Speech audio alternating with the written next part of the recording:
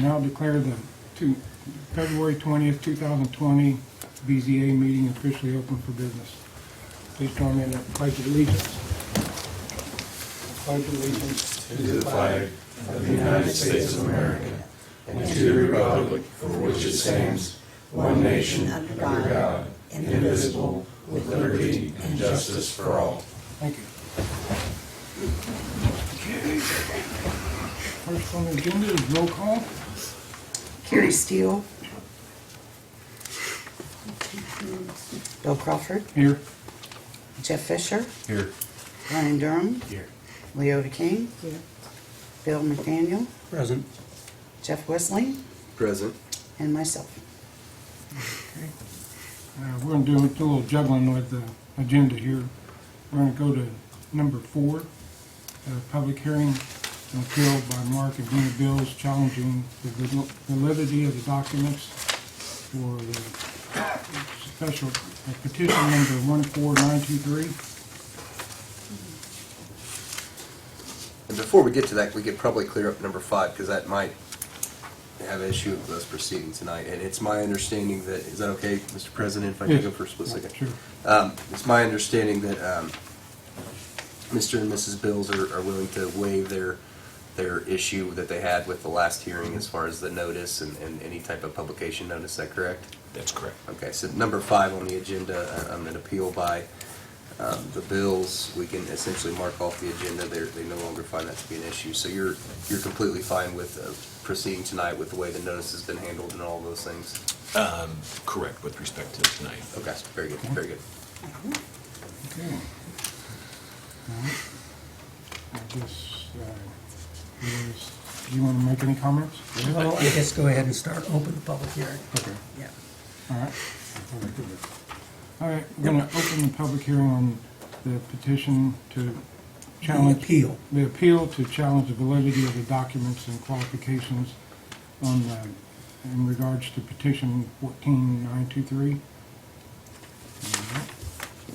Now, can you go ahead and...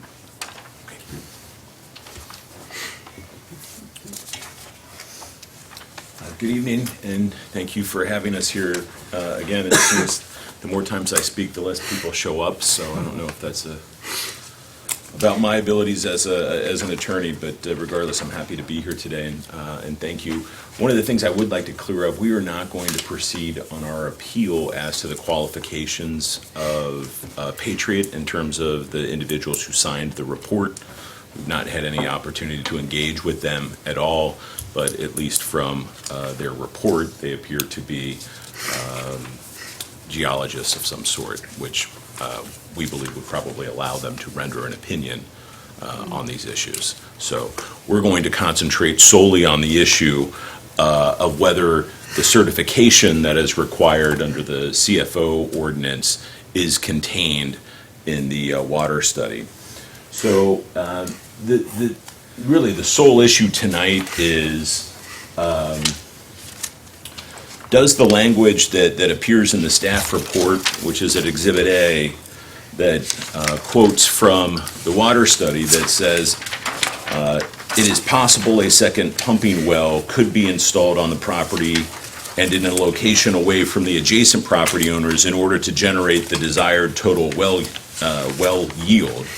Does that meet the standard that's provided in the CFO ordinance of requiring a groundwater study certifying that the water usage at the proposed confined feeding operation will not lessen the water supply or water quality for those residing in that area? And again, that's found in Exhibit B in your materials. And there is no conceivable way that language can meet the standard that's required under the CFO ordinance. And the CFO ordinance, it's section 8A10, and again, that's at Exhibit B if you want to look, and it states that the following must be submitted with the application. And again, it contains that language that I just read about a water study certifying that the water usage at the proposed confined feeding operation will not lessen the water supply or water quality for those residing in that area. that is mandatory. It is not discretionary. It's something that must be included in the petition in order for the petition to proceed with scoring with the APC staff. And when you break down that requirement, there's really two things that we're talking about. One is a certification. Something is being certified. What is being certified? It is that the water usage at the proposed confined feeding operation will not lessen the water supply or water quality for those residing in that area. And the report that was submitted along with the DORA's petition fails both of those requirements quite significantly. I've attached a printout from Merriam-Webster about the definition of the word certify, which is certainly at issue here. And they offer 4 different variations of the definition. The 3 and 4, I would submit, really have no application in the present circumstance because 3 deals with a guarantee such as a personal check as to a signature and amount indicating on its face. That's commonly what we would consider a certified check. I think we could all agree that that does not have any type of application with respect to the mandate in the CFO ordinance. And then 4 provides for to recognize as having met special qualifications as of a governmental agency or professional board. For instance, you sometimes hear of surgeons that are board certified. So they have attained a certain level of study or qualifications that allows them to be certified by some entity. Again, that has no application with respect to the CFO ordinance because it is what is being offered, what must be certified is a standard. And so we're left with the definitions in 1 or 2, both of which apply in this situation. Under 1, to certify means to attest authoritatively, to confirm, to attest as being true or as represented or as meeting a standard, to inform with certainty, to assure. And that's clearly what the language in the CFO ordinance is trying to do. It is trying to require the petitioner to have an expert certify that their study meets a certain standard. And that standard being that the proposed CFO will not lessen the water quality or water supply of the neighboring property owners. And we get that same level of importance in the next slide when we look at the actual CFO ordinance, and that's Exhibit B. That's this tab. And if you look at Section 8A, there are 10 things that must be required, that are required to be included in a CFO application, and they're numbered 1 through 10. In order for that application to be considered complete, so that it can then be forwarded to Mr. McDaniel's office so he can score the application. And if you look at numbers 1 through 9, the language in there is something should be included. For instance, a map, an area map showing distance, a transportation plan showing primary and secondary access, map showing all properties within a 1 mile of exterior wall or all proposed CFO structures.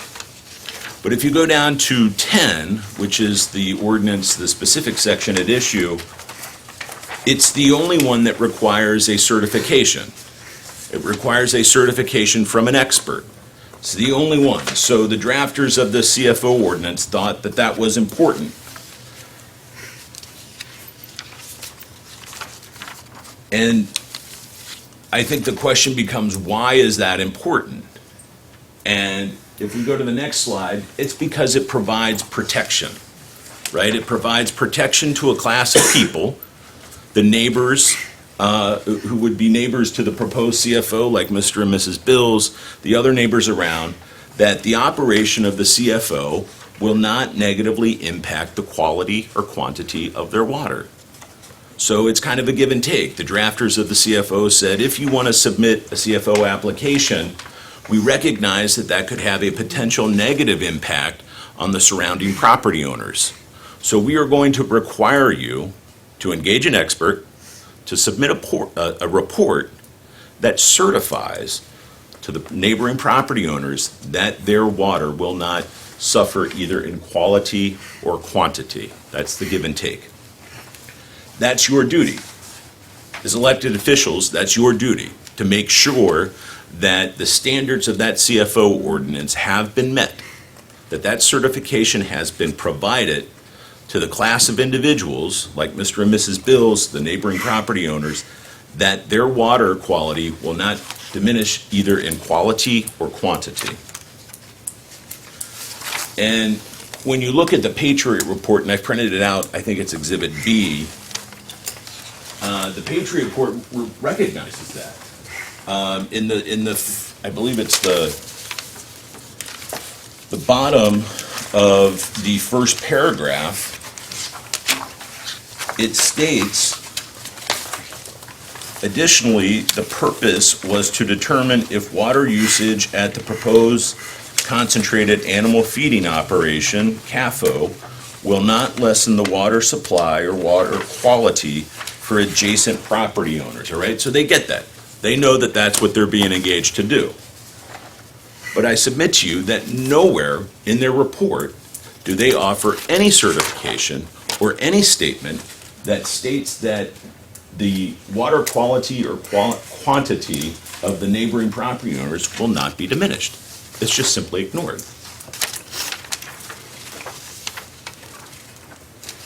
And I think it's a very fair question to ask. I don't know if Mr. Rocker's here tonight. He's not here tonight. I don't know whether the person who actually prepared this report is here tonight, but I think an obvious question to ask them is, well, why didn't you include the certification? The very thing that the CFO ordinance requires, that there be a certification that the water quality and quantity of the neighboring neighbors will not be diminished. Why isn't that in there? The one thing that's required, it's not in here. Why not? Mr. Dora has had over a year to find someone to provide this certification, and he hasn't. I think the only logical conclusion that you can reach is that Patriot is unable to certify that the CAFO will not negatively affect the water of the neighbors. There's no other logical conclusion. And I know that you have had the report, the Patriot Report, but I think it would be worthwhile to highlight some of the statements that are in there and some of the statements that are obviously not in there. If you turn to the third page, again, this is Exhibit B down the bottom, and I've highlighted this. This is my highlighting.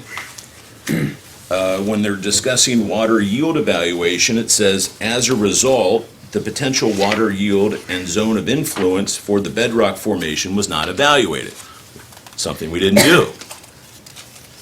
If you turn to the next page, the very bottom, page 4, it begins Table 3. It says, estimated radii of influence.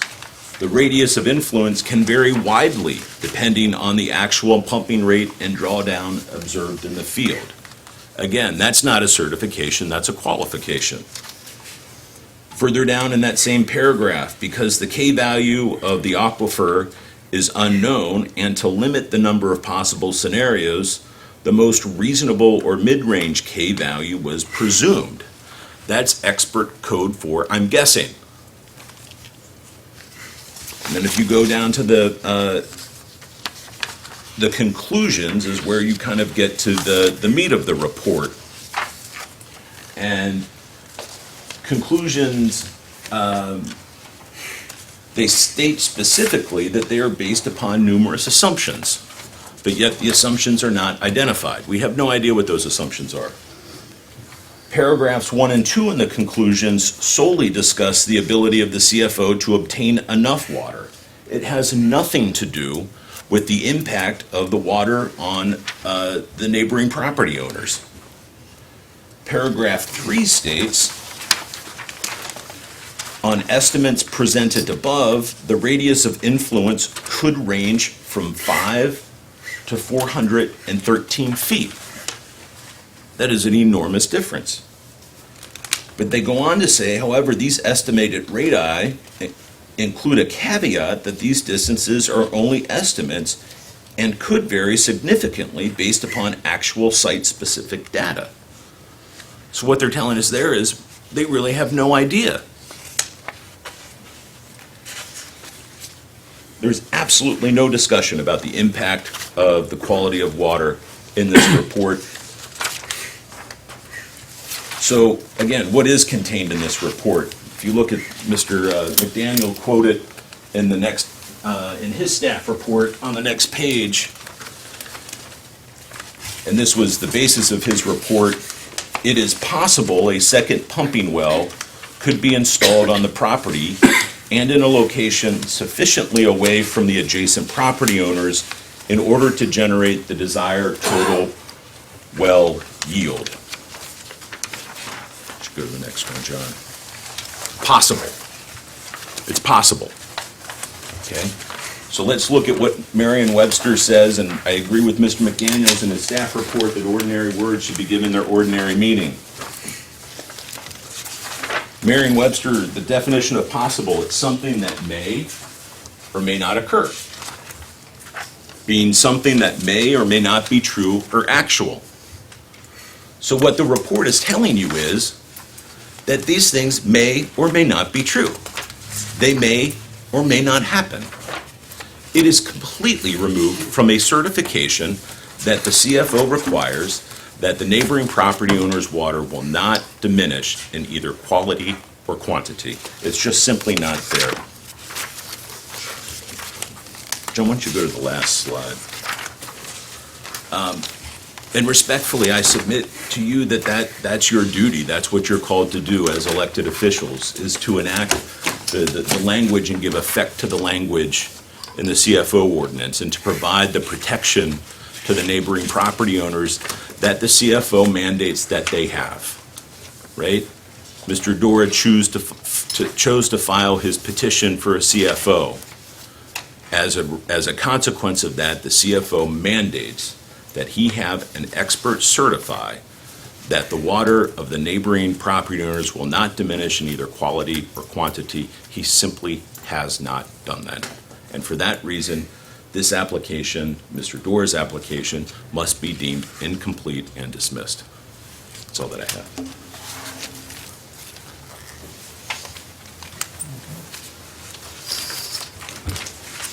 Anyone else want to speak?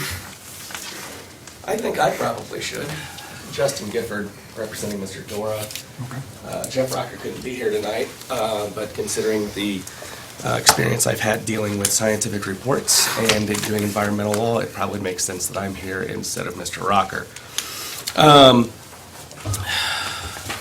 Mr. Bill's counsel refers kind of repeatedly to some of the uncertainty in this report from Patriot. I would point out that in addition to Mr. McDaniel's report, and please pardon me, I'm dealing with the flu, in addition to Mr. McDaniel's report, the language regarding certification is not defined in the application language. With that in mind, with literally any scientific report that you're going to look at, there's going to be uncertainty. The Patriot report has been prepared by licensed professional geologists who are the people who are licensed by the state to determine whether the status of the subsurface. Patriot has stated in recommendation 4 that the one well is going to be insufficient. They have stated that 25 gallons per minute might come from 2. They have also stated through various calculations that less than 500 feet, 513 feet radius would be affected, which means that outside of this radius, you wouldn't be looking at a drawdown significant enough to affect an adjacent property owner. We are looking at significantly more distance than that for the well drop down. There's simply not a way to pull more water from the substrata than you can pull from creating that radius. It's not possible.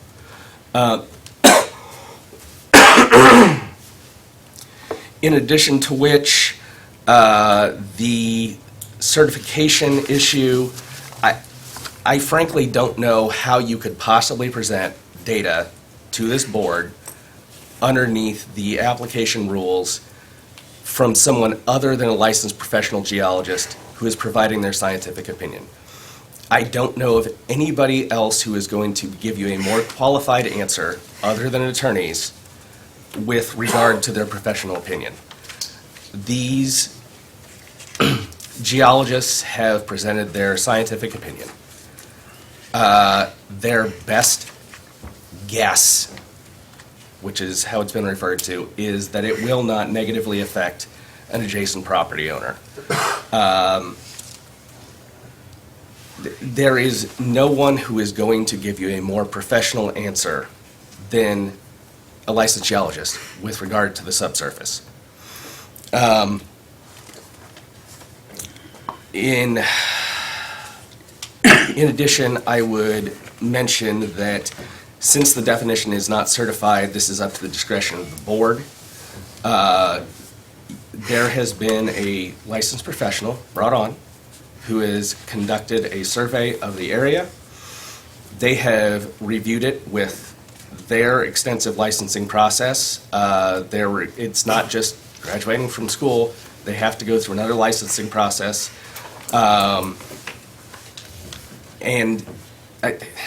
There's simply no better data that can be gathered other than hiring an LPG to come in and provide a survey of the territory. They've done that. They've provided the evidence. They've met the board's requirement with regards to the availability of water in the subsurface. They've explained that one well is probably not going to do it, that a second well will do it, and that it is probably not going to affect anybody outside of 500 feet. If you are looking for someone to certify with no doubt whatsoever, that simply does not exist. What you have seen in the definitions of certification, one of the definitions of certification that was presented by the bills was that it is provided by, a professional. Would you mind turning that back to the definition of certification?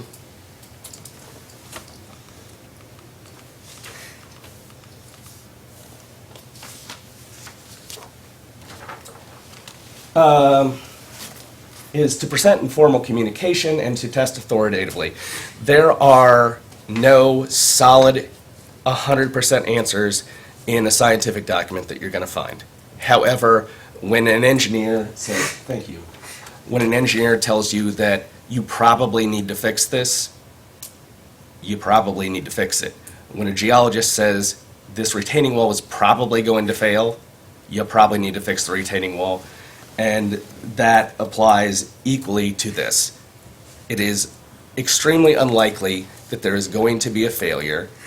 I'm sorry, not a failure. It's extremely unlikely that there is going to be an effect on a neighboring property owner. The DORAs have done the best of their ability to provide you with scientific information from a professional who's licensed in this area.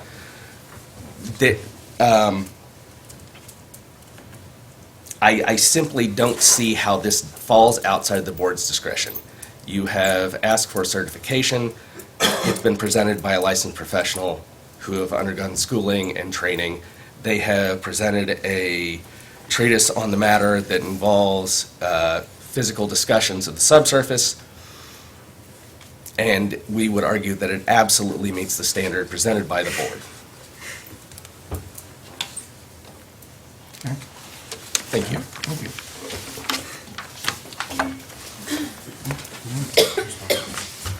John Bills, here on behalf of Mark and Dina Bills as well. I'd like to answer maybe a couple of the things that he brought up there as well, and I apologize I didn't catch your name. But, you know, I also have some experience in this. I'm an owner of a civil engineering and environmental company. So we have a lot of experience writing professional reports, as well as issuing them and doing certifications. So we have a staff, 11 offices across the country, where we do just this. We are not a hydrologist. I'm not a hydrologist. I'm not claiming to be. But what he said makes a ton of sense. You know, there at the end, he said, if a geologist says this, if it's going to fail, or you need to do this fix, you should do this, or this engineer. That's really what we're asking for here tonight. In the report, they make it very clear at the end of it, because you can't certify that it won't do it based off of a desktop review. You have to go on site and you have to actually test the soils. You have to go out and do the drilling, which is why at the end of their report, they wrote, as noted above, there were numerous assumptions and estimates used on this water well evaluation. As a result, the values presented above are only estimates and could vary significantly. Therefore, Patriot recommends that site-specific information be developed for the project. And then they list out 2 things that they need to go and do. That's all we're asking. The Doris consultant has asked in their report for them that they need to go out and do this testing. That's really all we're asking. I'm in complete agreement with Patriot that they have to go out and do this on-site testing and reissue a report based on actual data. What I can say is, they're saying based on the data that it's not. So, and they said it's too complicated to run samples larger than what they did. I ran all the samples in the range of what they gave. They said the well range could be from 5 to 20 gallons. Guess what happens when you run it at 5 gallons instead of starting at 8? 8 is 413 feet. 5 is over 3,000 feet. They say it's possible that this well will produce 5 gallons per minute. If that happens, it impacts my parents. At 6 gallons, impacts my parents. At 7 gallons, it's within 200 feet of impacting my parents. They chose to pick the 1 gallon per minute just above the threshold where it doesn't. Same thing with the K values that they give. If you run on the full value of the K values that they say are possible, 89% of the time, it will impact my parents' house. Those are facts off of the numbers they give in their report. It's not a bad report. They wrote it well. They did a good job for their clients saying it was possible. What they don't say, and that's what the attorney said, was they say it's probable. They don't even say it's likely in this report. They say it's possible. It's also possible for me to get a lottery ticket on the way home tonight and win. Not probable, not likely, not even a good chance that it will happen. That's what this report says. So all we ask, please ask them to do what their own consultant said they need to do. That's really all we want.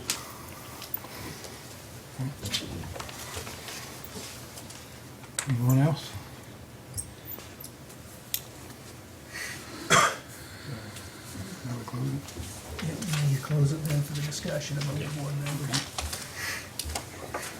Okay, I now close the public hearing on the appeal for petition number 14923. I'm open for discussion.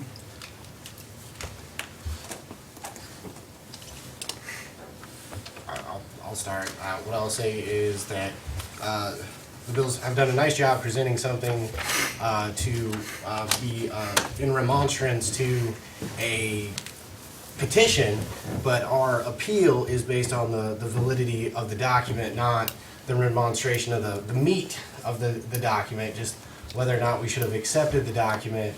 And I think your appeal is best left to a hearing, remonstration during a hearing, as opposed to the validity of the document. I think that Mr. McDaniel accepted the document as being a groundwater study, not declaring whether or not the meat of the document met the requirement. And I don't think we want to put on one person that requirement. So Mr. McDaniel made the determination before that a special exception would be required, right?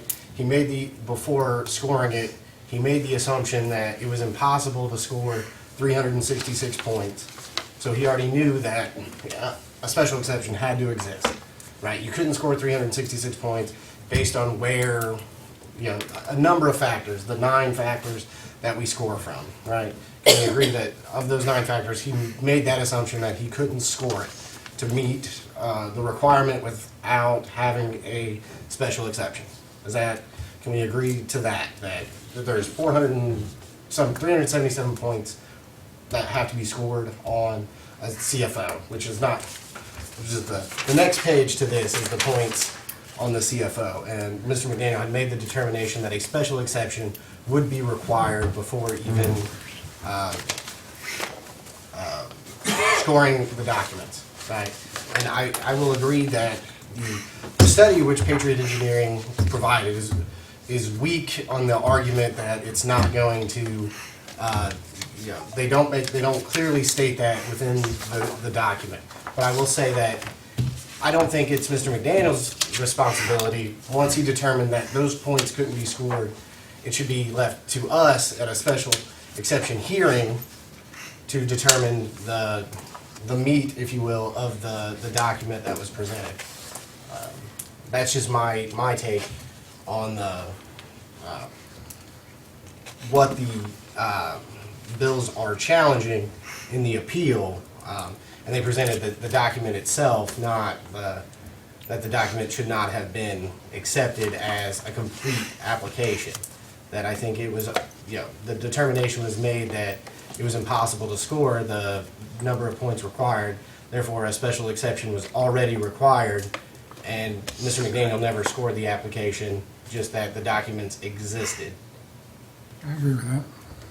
And I would too.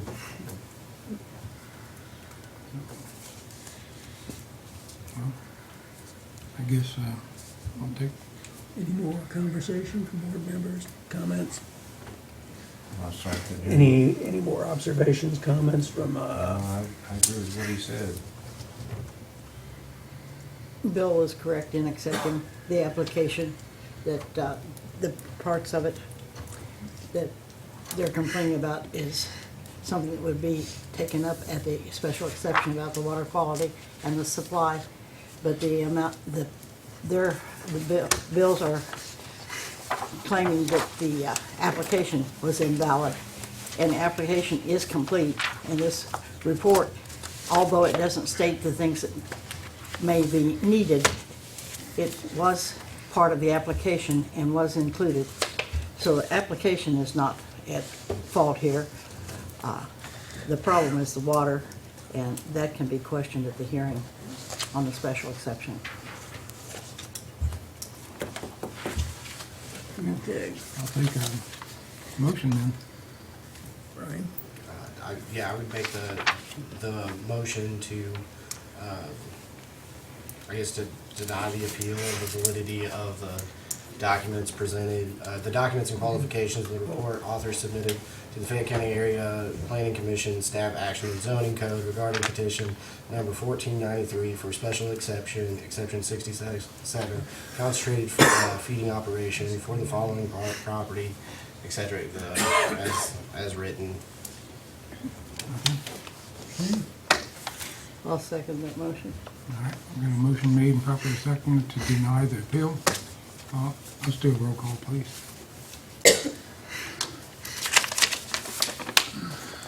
Bill Crawford, Yes.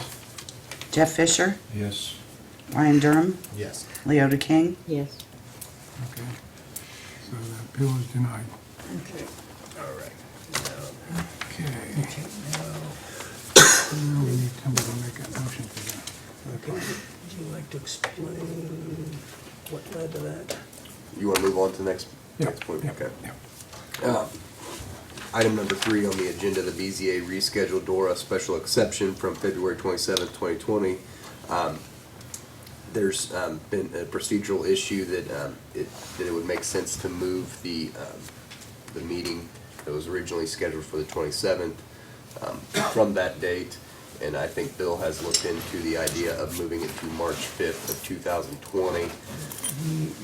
I already have it reserved. And he could potentially, there's an opening to reserve it, or he does have it I reserved. have it reserved. If necessary to use that date. And I think that is the first Thursday of March. Yes.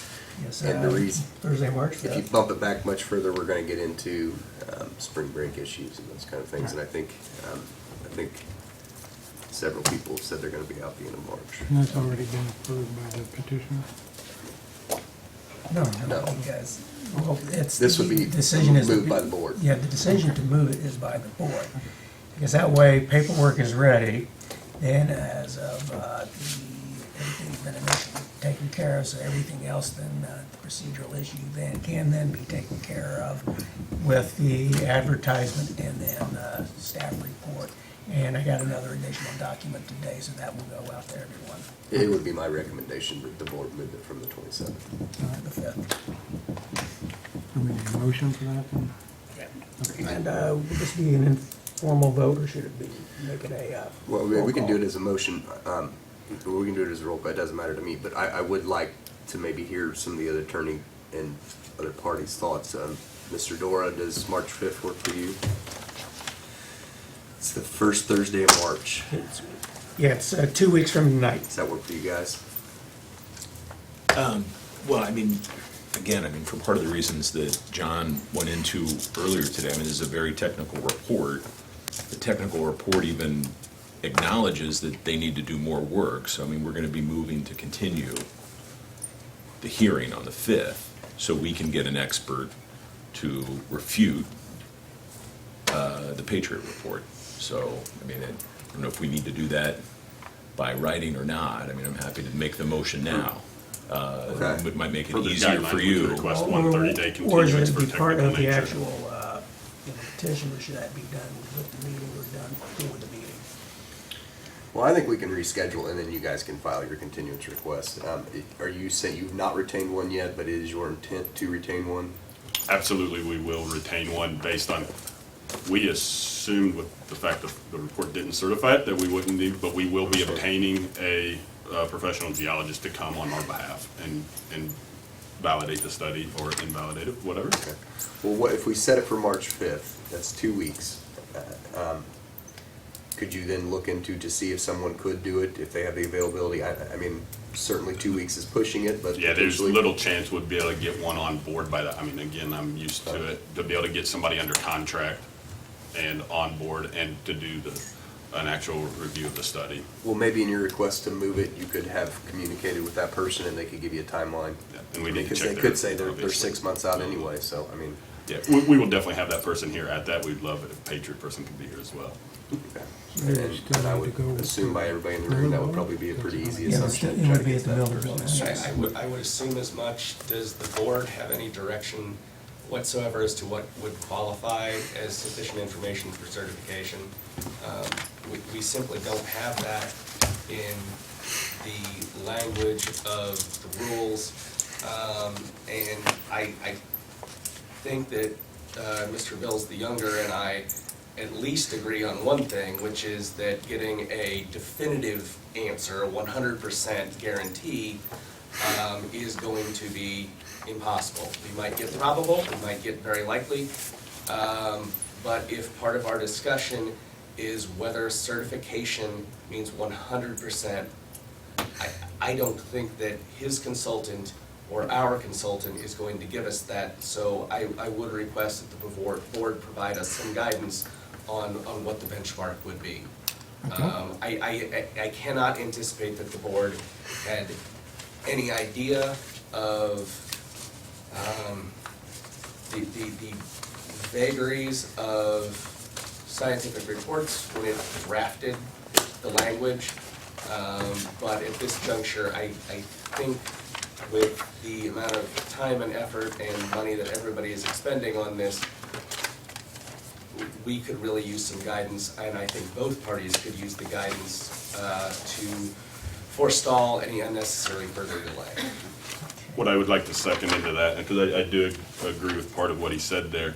Again, all we're really asking for is that their consultant do what they said they need to do to certify, and whether it's a guarantee 100%, but a certification does bring into whole professional liability. Again, I'm aware with this because of our professional liability, and if they're certifying that it won't, they are putting their name and their record on the line and their insurance company on the line, that if there is an impact later. To do that, they will go out and get the actual K value of that aquifer. So they're not making an assumption, because it is a wide-ranging and they will be able to actually use hard data instead. That's really all we're asking for is, and that's really what their consultant said they need to do.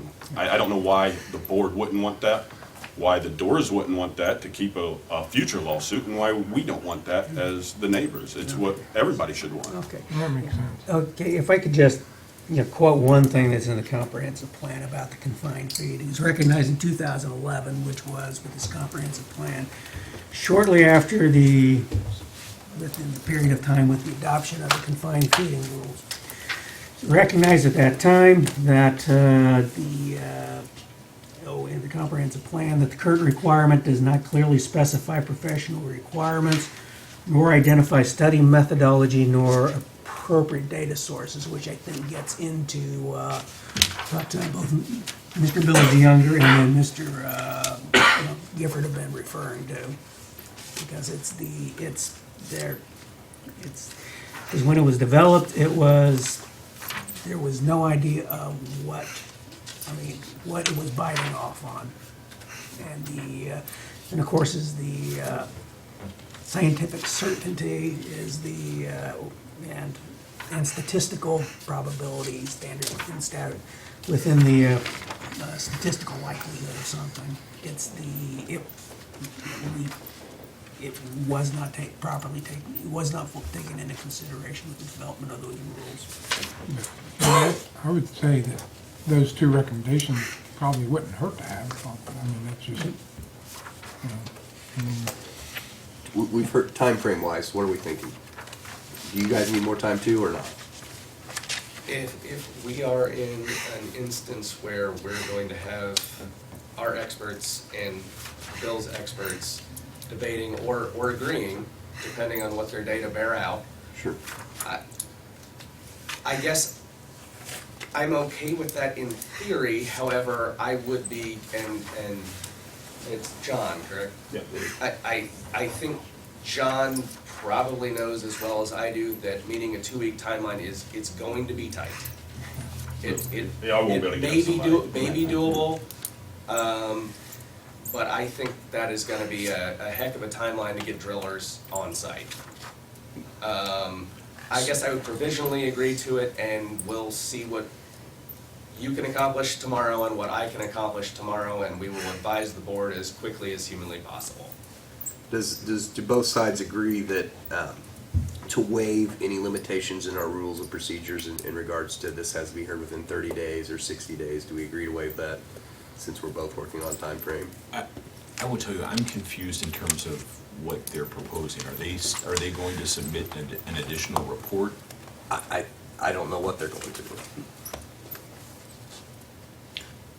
I think if what I heard is the board asking them to do the two recommendations? Like, that's what it comes down, is what they asked, like, what is the direction? So here would be my thoughts. I think the board just ruled on the appeal saying that it's a complete application, okay? That's different than an approved application, correct? And so it sounds like there's been some discussion tonight that would probably behoove them to have more evidence, right? I think that's pretty clear to everybody in the room. So I don't think it's absolutely necessary, but I don't know what would happen, right? So it seems to me that maybe more scientific data does need to be necessary. My concern is I'm just trying to make everybody's timeline work. I'm trying to make everybody happy in regards to time frame. So it sounds like you guys would like more than 2 weeks. That's what I'm asking. Are the Doors requesting more than 2 weeks, or what are your thoughts?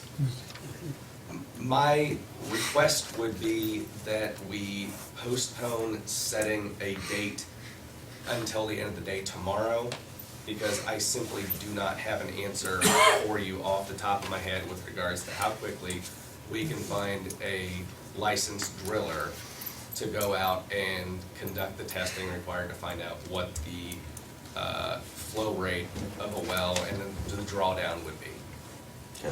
Okay, And I likely won't know by tomorrow. I mean, I will start engaging. I've got colleagues, people in Indiana I can engage on that. However, getting them like I gotta get them up to speed with what's going on, and for them to go put a proposal together, like I won't know by end of day tomorrow, I can assure you of that. And just so I'm clear, is the board asking that they provide this additional No. The board's not No. asking, We're the just- board's not we're just- making that We're request, just from my saying it understanding. wouldn't hurt.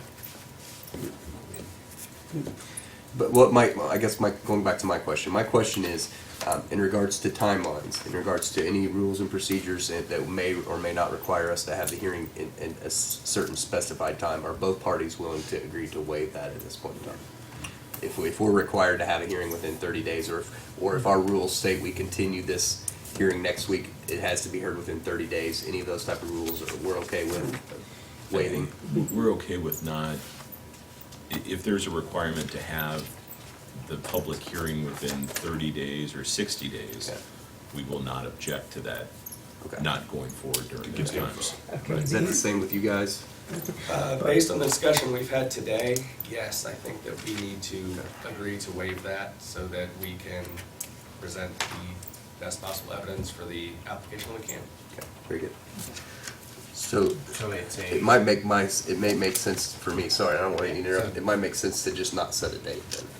So no meeting 27th, no meeting March 5th, just an application has been submitted, Right. a complete application has been submitted with a date pending. We don't have a date on March 5th, so we don't have to do anything with that, but we do have a current date on February 27th. I think it would make sense to have a motion to move that to a date to be later to be determined. Okay, so it'd actually be moving it to a date to still be determined rather than hold the public hearing and then go through the request of on the Continuance and Bill's part all for that. the remonstrator to Right. appeal. The only other request then we would have is that the timeline of when the remonstrance, we need time to get that report and to do all that, that just be in connection with the new date, so that we have, otherwise, whatever that timeline is, I think it was set in the paper for tomorrow, obviously we can't submit it tomorrow. Right. I'm assuming it would push back as well. I think No, everybody's that- in agreement with that. Eliminate one thing I have to do tomorrow. But I guess that way also, that would also give time then for any, additional documentation and then be also provided by the petitioner in the undetermined timeframe. Okay. I would make the motion to not have the February 27th, 2020 meeting, to schedule a meeting on a to-be-determined date where both parties are agreeable to a time in the future. I leave it open-ended. Do we really want to put it with, that both parties have to agree? I mean, Well, did your motion say both parties I have said- to agree, or? Yeah, just that. Yeah, okay. a date future that makes sense, yes. Basically amenable to our parties involved. Okay. Can we request clarification on that? I'm a little concerned that based on the length of time that this has gone on, that the parties may have a little bit trouble agreeing on That's what I'm future worried date. about. Exactly. A reasonable date in the future. Do we want to cap a time period to determine a date? Do we want to put not, to determine a date not more than 60 days from today? Like, No, I it doesn't mean that I we think have. it would probably need Or not more than- more time than that.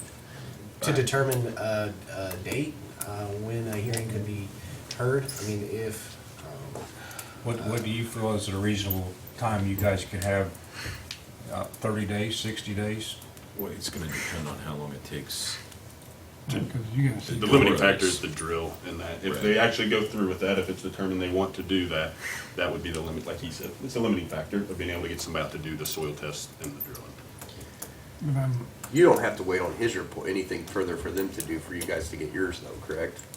Oh, I think we absolutely have to. I mean, I think- Only if he's submitting additional information. Right, yeah, I mean- Like if he submits additional information, then we have to have the proper time to review that for our remonstrance. If he's just going with the report as is, then no, we would not need that information. It depends on if he's supplementing and making public record the new data that comes out of that. But if he doesn't submit anything, it was your statement earlier that you're going to have a test done anyway. I will be engaging a certified geologist, professional geologist, and to review the data. I don't have one yet, so I don't know whether he's gonna recommend coming out and, Oh, so you're just going to have them review the data to essentially be a witness essentially? Okay. I won't know till I engage them and they give me a recommendation Okay. on how to proceed. I just, I'd also say that, I mean, I don't know that we can hold up an application based on the ability for a remonstrator to come up with the data that they need to make their argument and disagreeable to. So But the holdup is Yeah. that they're saying that they want to do well. if they want to do, I mean, they're not required, they have a completed application if they I have. would contest what Mr. Johnson just said. We have submitted a complete application. that's true. So if they have no intent, I mean, to perform or submit additional documents, like it's. Yeah. So- And what's, oh, sorry, go ahead. I mean, it would help, but can we set a time for when they're required to tell us whether they are going to be submitting additional information for this board's consideration? Because that impacts Our remonstrance. what our remonstrance is and what we would ask our expert to do. I'd say we just battle that when we hit that pond. If they give us something last minute, then you're gonna have an argument for continuance. And to your Mr. point, Mr. Durham, per the BZA's documents, we can request a 30-day continuance. So when the date's set, it was granted in a recent hearing that I know where they were granted the 30 days because of a technical nature. This is a true technical nature where we need experts involved, unlike the previous. So we would assume the board would be willing to grant us at the minimum the Yeah, 30 30 days, days that's what I mean. required If we- to get it. The March 5th date, if we set the March 5th date, and they know that I mean, that's 30 days from then, we're April 5th, which is a Friday. The following week, we're looking at April 13th is the Thursday. I mean, that would be the earliest possible. If we assume that Thursdays are the date at which we want to hold a meeting, or we could do it that Friday. April 5th, no, that's a Sunday. April 5th is a Sunday. Whatever the earliest possible date thereafter, our regular scheduled meeting would be the end of April. The last Thursday in April would be a regularly scheduled BZA meeting. Even if the March 5th date, holds solid, as knowing that they're asking for 30 days and assuming that Mr. Dora and his team submit no additional documents, the earliest possible date becomes the second week of April. Okay. Okay, yeah, because then that gets into is that, of course, everybody is involved in trying to get someone in place, but, Which the second week of April is also a short week. Most people have that Friday off because it would be Good Friday, and that's Easter weekend. Spring break. The next regularly scheduled meeting would be the fourth Thursday of March, correct? correct. And that could be an open hearing and a public hearing, and could be advertised the same as any normal public hearing. And there's no reason to put it off till April if we can do this in March. If they can do it that quick, yeah. But I'm just That's giving them almost I'm 6 weeks. Just concerned about that they both have to do it on a date. That, Right, if we set it for the end of March, at our regular scheduled meeting, then either side, if they need more time, could state it, and then that'd be something that could be evaluated. that's what I think we should do. So, you And want to then make we're it, still at the end of April. I mean, Yeah. if End of March. Mr. Bills wants to, he can ask for 30 days for technical clarification. We're at the end of April at that point. Okay, now, one thing also to take into consideration as far as timing for any public hearing, because I'm also gone the last week of May and the first week of June. So, I don't think anybody wants to go that long, whether Mr. Bills or Mr. That's why I Dora. suggested that we consider March instead of April to start with. Yeah, I think that might be good. Does that sound, Mr. Whistling? that's during spring break, you know that, What? right? The March. Yeah, That's spring break week. yeah, locally, but Well, I think we need to set some sort of a date, or this will just go on and on and on and on without nothing Yes. getting done. At least make a date and then we can go from there. I recommend that we go with our regular scheduled meeting in March and advertise it as a public hearing. Make a motion, however we need to do this So we here. got a motion started on the floor. But I don't know what it is. Yeah, well, I think he's gonna have to modify it. Yeah, I've gotten lost. No, I had never made a motion. I mean, if we contend that the March 5th date worked for Mr. Dora to have his public hearing, and it's Mr. Bills' contention to ask for 30 days from then, I mean, I'm assuming you'll submit that documentation tomorrow to ask for 30 days. We're automatically at the second week of April. So my recommendation would be to keep the March 5th date, knowing that, even knowing that the Bills will be asking for a continuation 30 days from that date. And we'll, the second week of April at some time would be 30 days thereafter. So I would make the motion to keep the March 5th date as the special meeting for. We don't have a March 5th date. I would make a motion to make March 5th the original date that was asked to be the special exception hearing for petition 14923. Yeah. You said you probably wouldn't be ready at that point, right? We will not Doors- be ready at that Doors, time. I know you're not, but Doors. I would anticipate that in the event that we elect to conduct additional testing, we would not be ready by that date. I do not have a firm answer with regards to whether or not we are going to elect to do that Right. or not.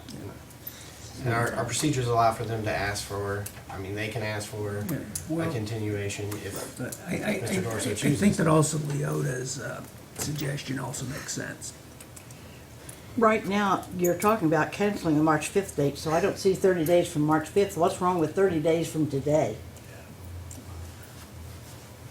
Which would be within the time limit of our fourth Thursday of March. Because that's not the hearing is the They've special already exception. canceled that. They're wanting to cancel that. That has nothing to do with anything. No, the appeals is out of the question. That's, the other appeal is poof, Okay. okay? This has to do with the special exception. Special exception 14923. Right, and we are moving the February 27th date, no one else, not either side, we are moving it, okay? From that, that's been, let's just clean that up. Your motion is to move it from February 27th to March 5th, correct? And then at that point, it would seem that the board would be very friendly and open to any request of a continuance, okay? So if we do that tonight, then we've gotten rid of giving everybody time frame. Maybe people in their continuance could come up with a date or a timeline on what they're hearing from their geologist or anybody else they want to use. And then it would come from March 5th. Does that make sense? So we're gonna go ahead and have the March 5th meeting. We'll make a motion to move the February 27th public hearing to March 5th. Let's, okay. Let's do, well, I just need to check the, okay. All right, rules. Okay, what about the, okay.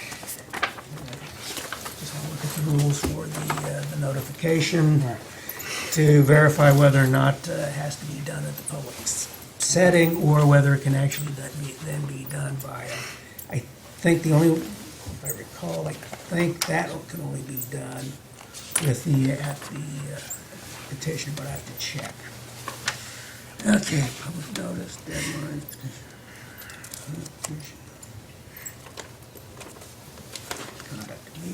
Conduct meetings.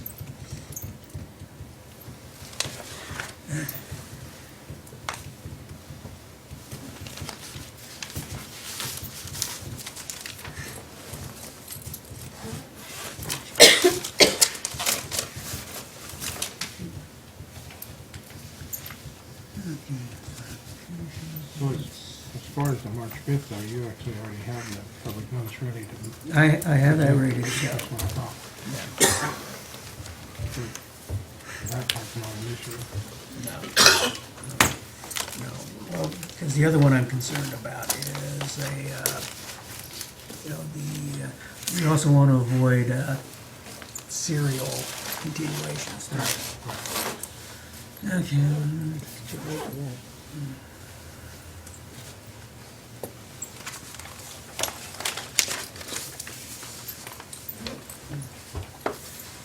I know it's in here, but, okay.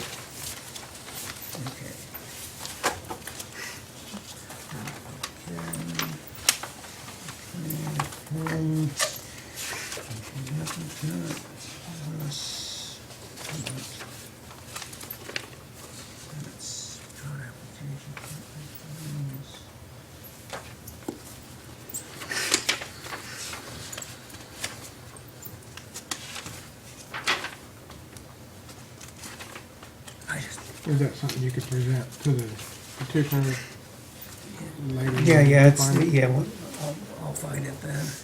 You know, just with both the petitioner and also the, okay, yeah, when I get that in place.